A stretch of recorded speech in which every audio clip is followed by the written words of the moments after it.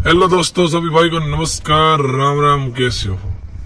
और सबका Kutch Gujarati YouTube channel पे सभी दर्शकों का स्वागत है। तो दोस्तों, अभी इस घोड़े की बात करें तो इस घोड़े का नाम है मुन्ना।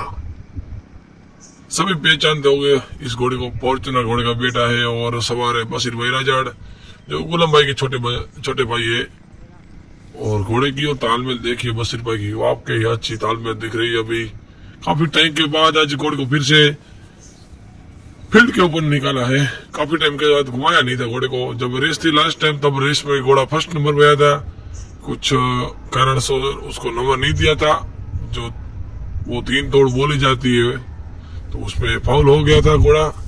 बहुत ही अच्छा और रफ्तार बाज से घोड़ा आया था। तब वो सवार थे गुलाम भाई राजाड़, जो बशीर भाई के बड़े भाई है। उसका नाम पूरा इंडिया भर में अपना नाम कमा चुके, सभी जानते हैं उसको। अब ये छोटा भाई बशीर भाई, उसको भी सभी जानते हैं दोस्तों।